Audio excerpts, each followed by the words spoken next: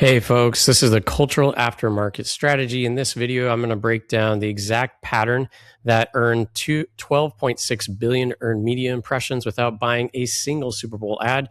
We're going to look at cross-industry proof throughout this video, retail, CPG, and travel running all the same exact pattern.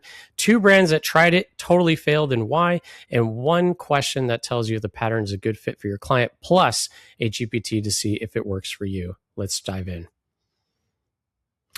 So just so you know, and you probably already did, that a 30-second Super Bowl ad costs $7 million right now. That's $2 million up from, let's say, a decade ago.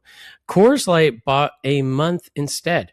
12.6 billion earned impressions, 1.8 million limited edition cases sold, and they spent $0. Can you imagine? $0 on Super Bowl ad spend.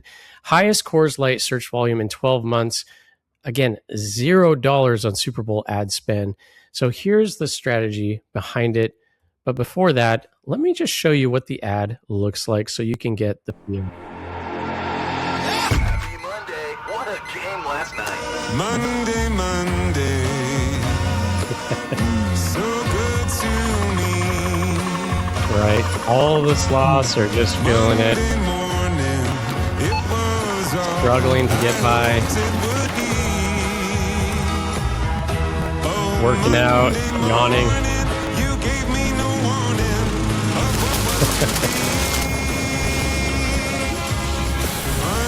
Monday. Messing up the cooking. Can't trust that day. Face planted. Monday. Sometimes it just turns. Even the burglars are having a hard time. Tomorrow, we'll all have a case of the Mondays. So Coors Light made a better case to help you chill. Totally Get a case missing of it. the Mondays. So, case for the Mondays. What is this strategy taking place right here? I love this ad. It's a lot of fun. Basically, after the Super Bowl, people are feeling tired. Some people, their team actually won. Others did not win at all. And they feel exhausted from all the weekend activities there. So what is it? It's a practice of identifying uncontested emotional territory immediately after or adjacent to a major cultural moment, which the Super Bowl is, right? Then you build comprehensive brand ownership around it. What did Coors Light do? Instead of competing for that Super Bowl ad spot for 30 seconds, $7 million, they decided to run a campaign after the day known as the Monday after emotional state. And what better emotional state than the symbol of a sloth? We're all slothful after, we're all upset, or maybe we're happy, but we partied too hard.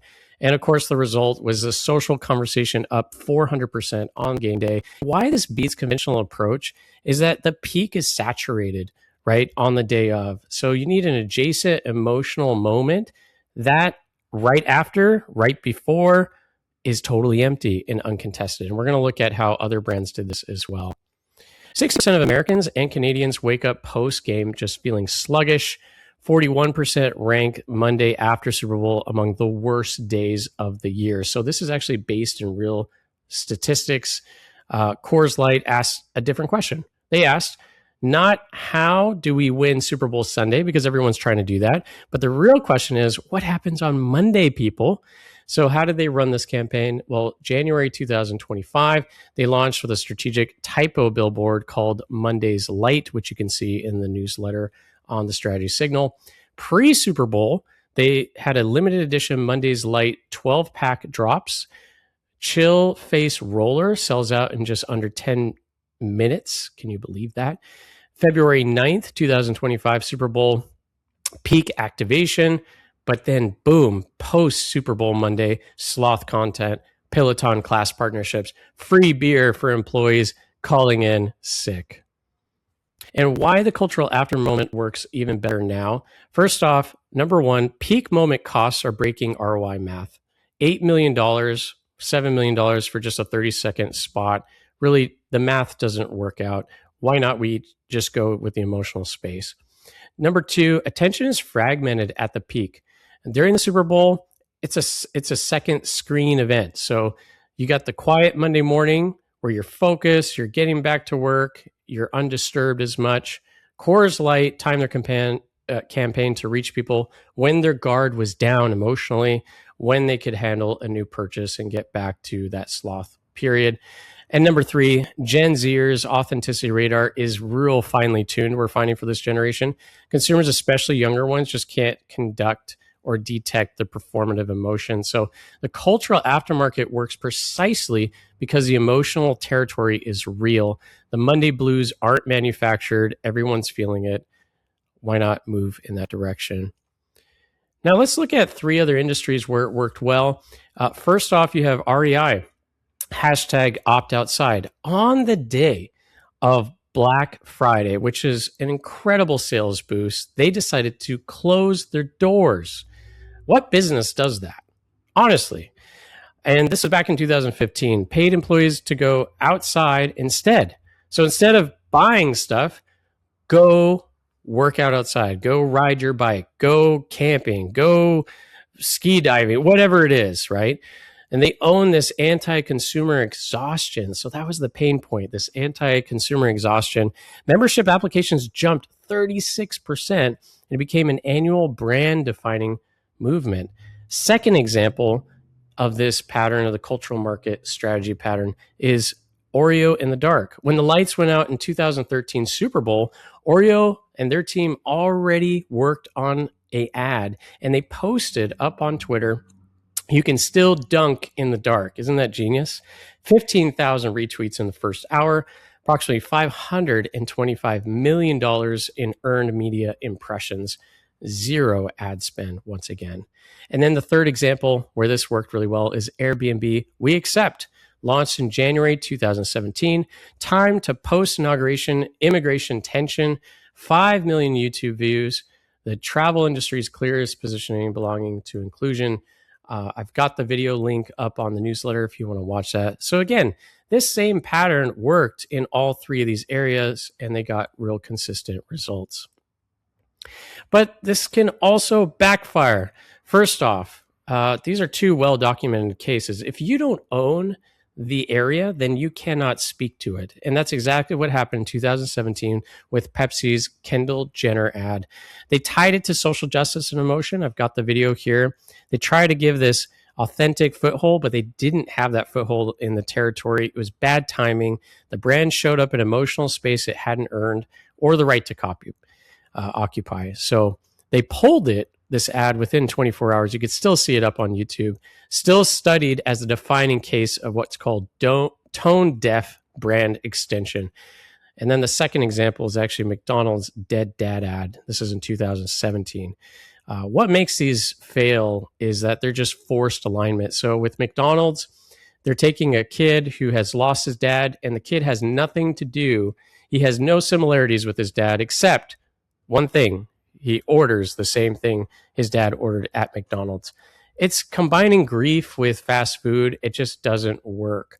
So Coors Light, on the other hand, they own cold beer after a rough day. That's true of any beer, but in particular, they claimed that territory and they owned it. Airbnb hosts people in their homes, so they could talk about inclusion during the time of the immigration crisis, right? And of course, this is the Kendall Jenner playing the music. Then we have the riots. We have people coming up, protesting.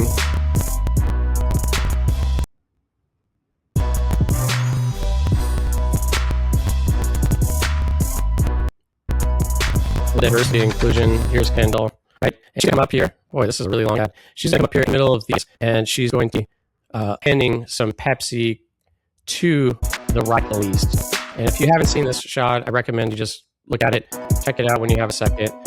He comes in through the audience, he hands it to them, right? And it's like this party, and it's just totally tone deaf, especially with all the suffering that's been. Yeah, it just check it out when you have a second, or not. It's a really terrible ad. Pepsi down. The second one is the Dead Dad advert. I talked a little bit about that, but this is the son is trying to relate to his father. The mom says, he's not as big, he's not as tall, he's not good at sports, but he orders the same thing as his dad. Not very good results there either. So four questions before you try it. Check in with your industry. Does your industry have a major event that creates a predictable emotional hangover? That's a good plan. Number two, do you have the right brand? Do you have the permission to do it? Does your brand have a natural permission to show up in that low moment, or does it feel forced? A campaign durability check. Can you sustain a multi-week campaign across multiple touch points? And number four, just vulnerability. Are you comfortable with this pattern? Are you comfortable with this approach, admitting something real in your customer's emotional state? It is, some reflection in the newsletter. I offer just a brief reflection about my experience in life as a chaplain and training. Paul Tournier was a Swiss physician well into his 80s, and he still received visitors from his home around the world in Geneva.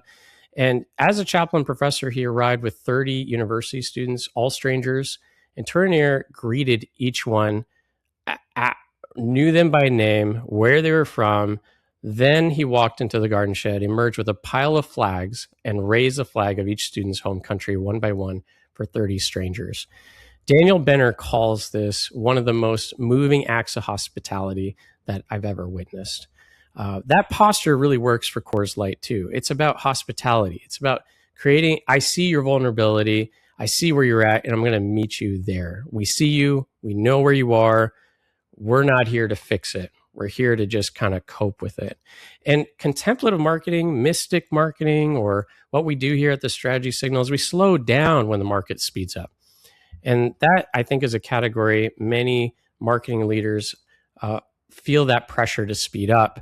But actually, slow marketing, building a relationship with other people creates this kind of soulful hospitality. If you feel too much friction and you want to get to figure out if this business strategy works for your client or for your business, I put together the Cultural Aftermarket playbook. You can evaluate your business on this after moment strategy. It will give you the full strategy tour. It will analyze your campaign based upon a score metric. It will look at whether this works for your business and your situation. And then it will actually create a client-ready strategy deck that you can then copy and paste within Gamma, and down in the link below. Here at the Strategy Signal, we've got custom GPTs, YouTube companion videos going in depth if you don't have time to read it, and a growing pattern library. Right now, I'm working on the strategy applicator, which will take every strategy that we cover and put it into one resource so that you can test your campaign against it. Feel free to subscribe to the Substack in the bottom. And if you want that free GPT, I'd love for you to have it. It's also in the link below. Catch you later. Bye for now.